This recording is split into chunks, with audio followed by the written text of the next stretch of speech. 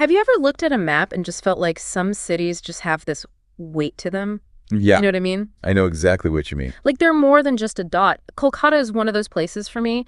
It's not just a city you point to. It feels like a living story, you know? Yeah. Like a whole cultural experience is happening right there. It's a phenomenon for sure. And that's what we're doing today, diving deep into Kolkata. Think of this as your personal guided tour into what makes this city so captivating. Absolutely. And we've got a great source document here that really digs into everything Kolkata. It's going to help us understand why this city is such a vital part of India's story. And I think it's going to be a really interesting journey because our material here covers it all. We've got Kolkata's history, of course, but also the culture, the economy, so much more. Yeah, it really is comprehensive. Our mission today is to pull out those insights, the most interesting stuff, the things that really show you why Kolkata is so unique. The things that make it the cultural heart of India, right? Exactly. That's the phrase you always hear about Kolkata. So how do we even start with a city this complex? Well, I think with a city as influential as Kolkata, we should start with its roots. You know, the document points out that it was founded back in 1690 as a trading post. Wow, 1690. Yeah, by the British East India Company. That's a really long time ago. And so that little trading post, that's what started everything. It did. That simple beginning really sparked some huge changes. Yeah, it's amazing how these things happen. And it wasn't just any trading post, it became really important. The document reminds us that Kolkata was actually the capital of British India for a really long time. Oh, yeah, up until 1911. Then they moved the capital to Delhi, but that's still over 200 years, right? 2 centuries as the capital. Right. That must have shaped the city in a huge way. You can just imagine all the layers of history that were created during that time. What do you think was the biggest impact of being the capital for so long? I'd say it's how Kolkata became this incredible mix of everything. You had ideas and cultures coming together, all this economic activity concentrated in one place. Oh, that makes sense. Like all the energy was focused there. You know, it attracted talent. And it became this focal point, not just for the British, but for Indians who wanted independence too. So that's where that energy for the freedom movement came from. Yeah, I think that long period as the capital really set the stage for it. That's interesting. And speaking of the freedom movement, this document really stresses how important Kolkata was to all of that. It even specifically mentions revolutionaries like Netaji Subhas Chandra Bose. Oh, absolutely, a key figure. And of course, there's Rabindranath Tagore. He was such a powerful voice, such an influential figure. It wasn't just about political action, though, was it? No, you're right. What's so fascinating is how people like Tagore, their intellectual and cultural contributions actually fueled the whole movement. So it's like their writing and their art gave people a sense of identity. Exactly. Tagore's writings, his poetry, they were so powerful. They gave a voice to a nation that was trying to find itself. Yeah. You know? Wow. And Kolkata became the place where these ideas were born and then spread throughout India. I mean, that's just incredible to think about, all that intellectual energy shaping an entire nation's destiny. It is pretty amazing. But even after India gained independence, Kolkata didn't just fade away, did it? Not at all. The document is very clear about that. Kolkata continued to be a center for intellectual and cultural life even after 1947. So all those traditions and those institutions, that spirit of being curious and creative, it all just kept going. Exactly. And I think that's one of the things that defines Kolkata to this day, that commitment to art, to literature, to ideas. It's amazing how it's woven into the fabric of the city. Okay, so we've talked about this huge historical background. Now let's get a sense of where Kolkata actually is. Where would we find it on a map? Well, the source tells us that Kolkata is located on the eastern banks of the Hooghly River. The Hooghly River. Yeah, and that location has been really important. It's affected everything from trade to transportation to the way people live their lives there. I bet. And what about the climate? Because that can really affect how a city feels, right? Oh, absolutely. Kolkata has what's called a tropical wet and dry climate. So summers are hot, humid, and then you've got the monsoon season with lots of rain. Sounds intense. It can be. But the document also says that the best time to visit is during the winter months. Oh, really? Yeah, from November to February. The weather's much milder than apparently really pleasant. Okay, so if you're thinking about a trip, that's good to know. Now, we've already talked about how much Kolkata has contributed intellectually, especially in literature, but the source goes even further. It calls Kolkata the city of literature. It does. That's a pretty big title. That's a huge title. What makes it deserve that? Well, I think it's earned that title because of all the incredible writers it's produced. We've talked about Tagore, but the document also mentions Bankim Chandra Chattopadhyay and Sarat Chandra Chattopadhyay. Wow, a lot of Chattopadhyayas. Yeah, and these weren't just any writers. They were giants. They shaped the whole landscape of Indian literature. And their writing, it wasn't just stories, it was a reflection of what was happening in India at the time, right? Yeah, a lot of their work deals with the social and political issues that were important in Bengal back then. That's fascinating. And the thing is, it's not just about the past. This passion for books, it's still alive today. Oh, absolutely. The source mentions the Kolkata Book Fair, and get this, it's the largest non-trade book fair in the entire world. I did not know that. Wow. That's amazing. What does that tell you about how the people of Kolkata feel about books? I mean, it says a lot about their culture. It's not just about commerce, you know? It's about people getting together to celebrate literature, to talk about ideas, to just enjoy reading. That's pretty special, and it's not just books either. The document also talks about a really thriving theater scene and a vibrant art scene. It mentions places like the Academy of Fine Arts and the Nandan Cinema Hall as being really important centers for creativity. Yeah, they're cultural hubs for sure. So it sounds like Kolkata is a place where they don't just appreciate art and literature, they really embrace it, you know? They live it. And that brings us to something else that makes a city unique. It's festivals. Kolkata seems like a place that loves to celebrate. It does. The source emphasizes that. There are so many festivals, and people are so enthusiastic about them. And of course, the biggest one is Durga Puja. Durga Puja, that's the one you always hear about. Yeah, and what's really amazing is that Durga Puja has actually been recognized by UNESCO as a cultural heritage event. UNESCO, wow, that's like global recognition. It is. It shows you how important and how special this festival is. And the document gives us such a vivid picture of the city during Durga Puja. All those elaborate pandals they build, all the beautiful statues of the goddess Durga, those huge processions. It sounds overwhelming. It's a total sensory experience, but while Durga Puja is the most famous, there are so many other festivals that make Kolkata special. Well, you've got Kali Puja, then there's Poila Baisakh, which is the Bengali New Year, and they celebrate Christmas in a big way on Park Street, and of course, Eid. So many celebrations. It really is a city that embraces all its different cultures and traditions. It sounds like there's always something going on, like there's this energy in the air, you know? Yeah, there's real vibrancy to the city.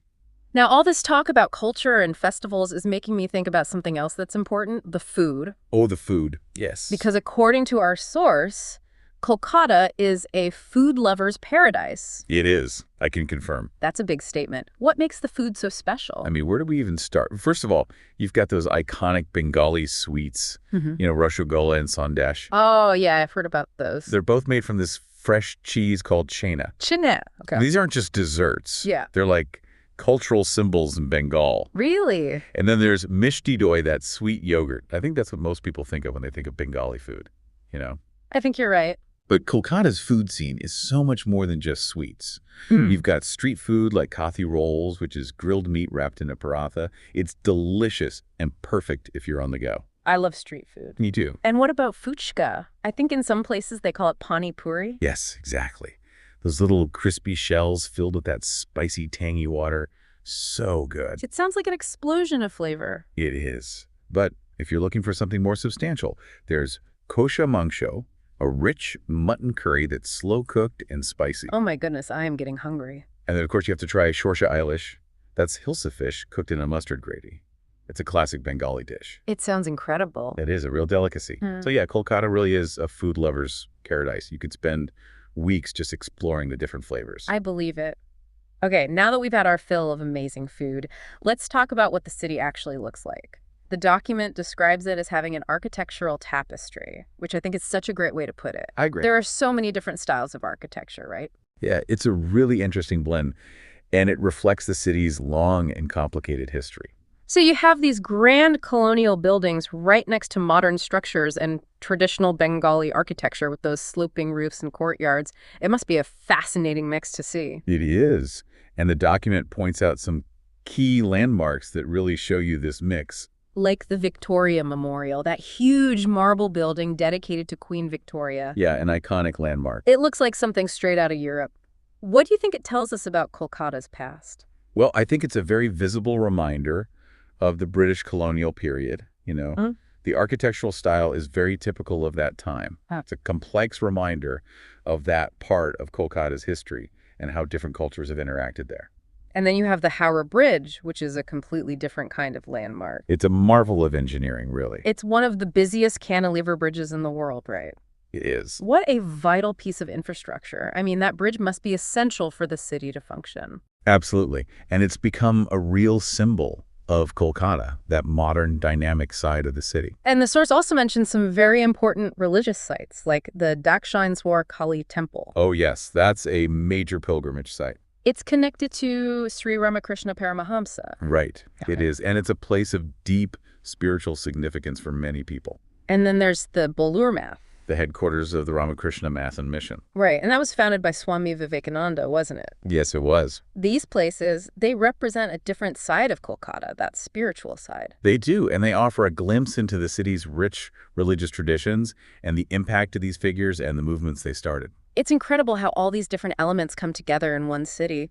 And speaking of history and culture, the document mentions the Indian Museum. Oh, the Indian Museum is a treasure trove. It's the oldest and biggest museum in India, and it's got all kinds of artifacts and fossils. You can literally walk through centuries of Indian history in that museum. That's amazing. I'd love to see that.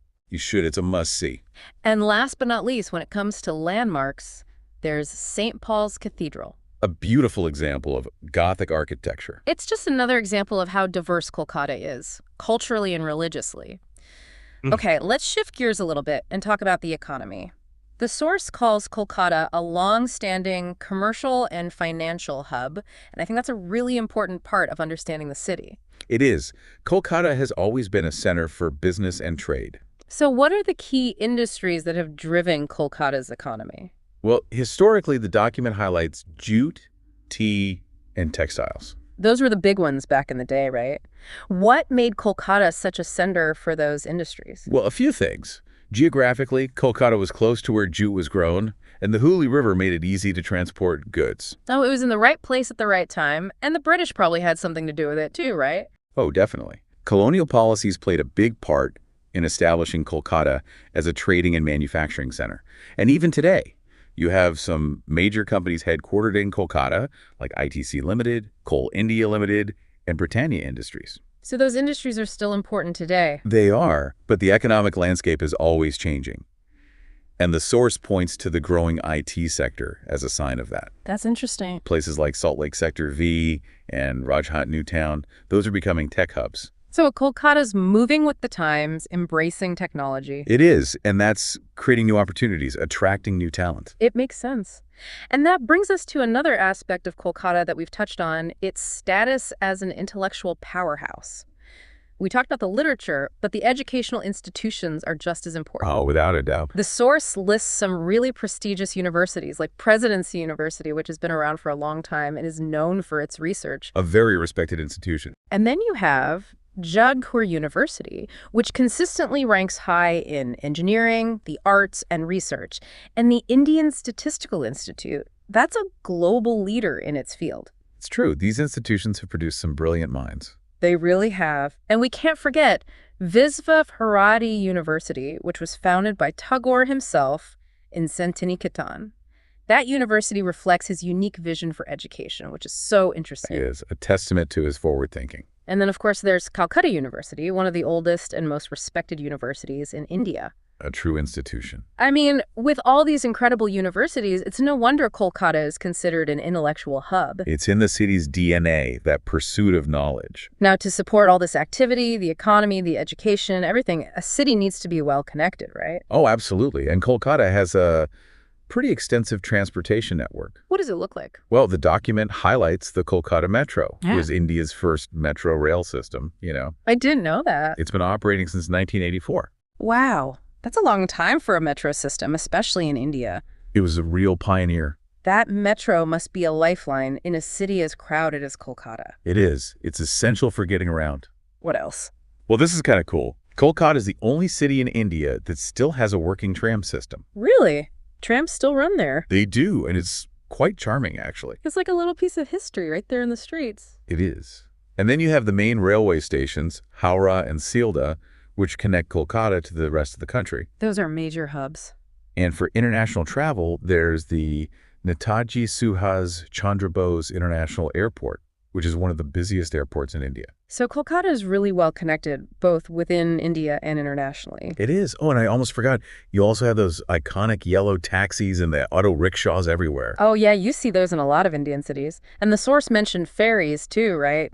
For crossing the Hooghly River. Yes, that's an important part of the transport network as well. I can imagine it can get a little chaotic with all those different modes of transport. It can be, but somehow it all works. Now, before we wrap up, we have to talk about something else that's important to Kolkata: sports. Oh, of course. Sports are huge in Kolkata. The document really emphasizes how passionate people are about sports, especially football and cricket. And they've got some impressive sporting venues, too, They do. like Eden Gardens, which is one of the biggest and most famous cricket stadiums in the world.